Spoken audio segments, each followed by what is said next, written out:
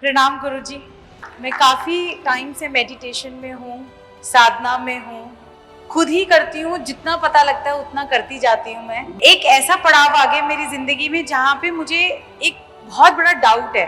तो जब हम विजुअलाइजेशन की बात करते हैं ना कि जब आप एक साधना में जाते हैं, आप विजुअलाइजेशन करो ज़िंदगी में आपको क्या चाहिए, वहाँ पे आके मैं अटक जाती हूँ, क्योंकि तब मैं वहाँ ये सोचने लग जाती हूँ कि जिस सुप्रीम पावर ने मेरे को भेजा है और अब मेरे को रास्ता भी दिखाया है कि जिंदगी में क्या करना है, तो मैं विजुअलाइजेशन करके क्या करूंगी जब उसको पता है कि मुझे क्या पाना है, क्या मिलना है, कैसे क्या होना है।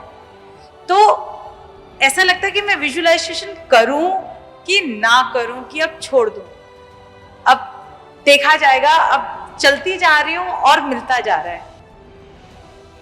निस्संदेह प्रश्न महत्वपूर्ण है। जब आप विजुअलाइजेशन करती हैं, आपके भीतर से प्रश्न उठता है कि अस्तित्व को, ईश्वर को, परमात्मा को पता ही है कि मुझे क्या चाहिए, कहाँ पहुँचना है, कहाँ नहीं पहुँचना है, तो मैं क्या विजुअलाइज करूँ और जो विजुअलाइज करूँ वो उचित होगा भी या नहीं होगा। इस तरह के विचार आपके भीतर आते हैं। बहुत शुभ है कि आप इतना संवेदनशील हैं कि इस तरह के प्रश्न आपके भीतर उठने लगे हैं। आपकी प्यास और आपके प्रश्न दोनों का स्वागत करता हूं। पहली बात हमेशा याद रखना, जैसा मैंने पहले भी कहा, परमात्मा कोई व्यक्ति नहीं है। इस अस्तित्व की परम ऊर्जा एक शक्ति के रूप में है जो ऑल परवेडिंग है। संपूर्ण अस्तित्व उससे संचालित हो रहा है। आप इस तरह ना सोचें कि वो कोई व्यक्ति है जो सोच रहा है कि आपको क्या चाहिए और क्या नहीं चाहिए। किसी एक एक व्यक्ति का विचार करके अस्तित्व की ऊर्जा या परमात्मा या ईश्वर जो भी कहें आप उसको, वो निर्णय नहीं लेती कि आपको क्या चाहिए, कि उनको क्या चाहिए, कि इनको क्या चाहिए। तब तो फिर बड़ा भारी अकाउंट्स ऑफिस बनाना पड़ेगा उनको, और जाने कितने अकाउंटेंट और सुपरवाइजर्स और लेखा जोखा रखने वाले, जितनी बड़ी दुनिया है उससे बड़ा तो स्टाफ रखना पड़ेगा। ऐसा कुछ नहीं है, कोई आपके बारे में नहीं सोच रहा है।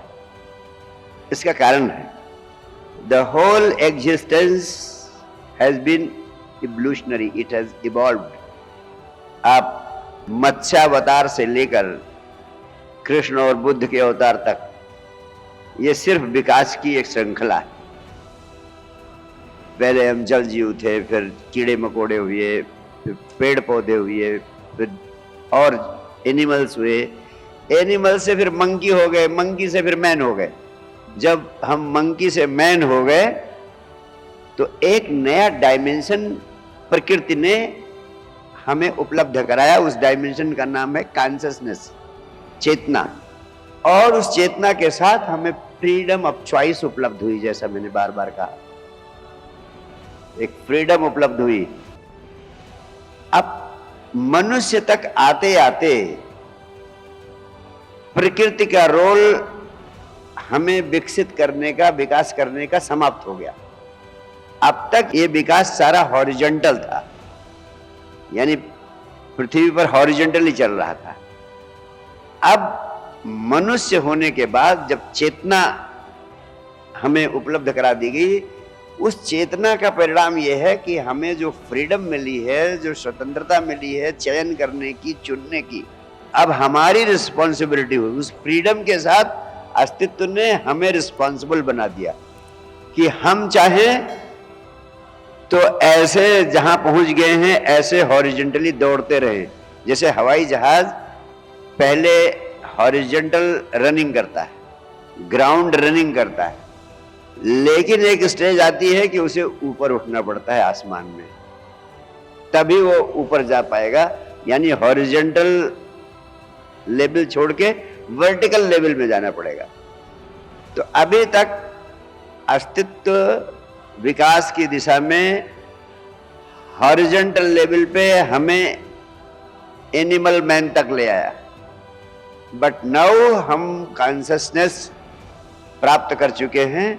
अब प्रकृति का रोल खत्म हो चुका है, अब हम जो सोचेंगे, अगर हम आकाश में उड़ने के दिशा में सक्रिय होंगे तभी आकाश में उड़ेंगे। अगर आकाश में उड़ने की दिशा में सक्रिय नहीं होंगे, अपनी चॉइस का इस्तेमाल नहीं करेंगे, अपनी चेतना को एक्सपेंड नहीं करेंगे, तो हम एनिमल्स की तरह हॉरिजॉन्टली दौड़ते रहेंगे। यानी इस एरोप्लेन जिसकी क्षमता है आकाश में उड़ने की, हो सकता है दुर्भाग्य से वो पृथ्वी पर ही दौड़ती रहे और बैलगाड़ी की तरह और मोटर कार की तरह चलती रहे। और दूसरी संभावना है कि वो आकाश की ओर वर्टिकल लाइंस पर आगे बढ़े। अब अगर हम कॉन्शियसली ये जीवन जीना शुरू करते हैं, क्योंकि हमें कॉन्शियसनेस मिल गई है, तो हम कॉन्शियसली ये जीवन जीते हैं या अनकॉन्शियसली लाइक एनिमल्स जीवन जीते हैं। दो चॉइस है हमारे साथ। अगर हम अनकॉन्शियसली लाइक एनिमल्स जिएंगे तो यही करेंगे जो सारी दुनिया अभी कर रही है, पैदा होना, बच्चे पैदा करना, खाना पीना, मर जाना, यही करते रहेंगे तो ये विकसित होना नहीं है।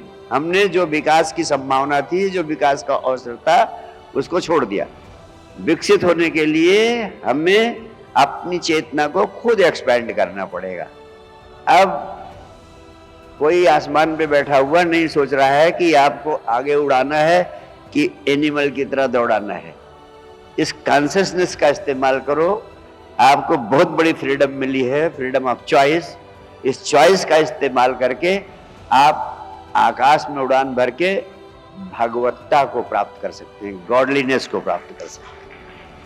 ये माइंड और बॉडी और इमोशंस की बाउंड्री के बाहर जा सकते हैं, लिमिटलेस एक्सपेंशन को अचीव कर सकते हैं।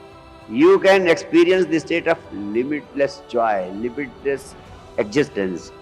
अब इस बाउंड्री को तोड़ने के लिए चेतना को एक्सपैंड करना पड़ेगा। इस बाउंड्री की सीमाओं को खत्म करने के लिए इनके प्रति साक्षी भाव के माध्यम से इनके बाहर जाना पड़ेगा, कि इनसे बाहर हो जाएं।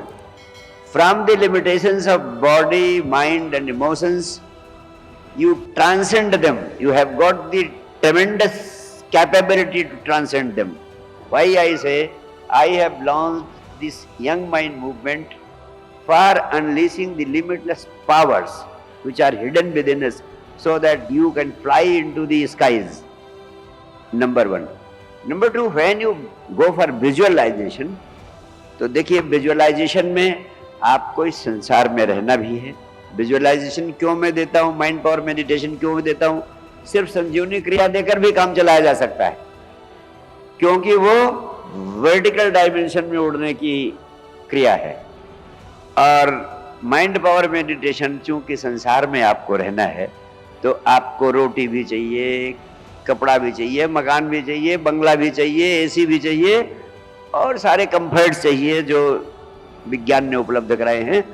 तो उनको पाने के लिए विचार शक्ति और विजुअलाइजेशन के विज्ञान का उपयोग करें, और उससे ऊपर जाने के लिए इन बाउंड्रीज को पार करके संजीवनी क्रिया के सहारे आप छलांग लगाएं विराट अस्तित्व में, to break the boundaries created by body, mind and emotions. Thank you.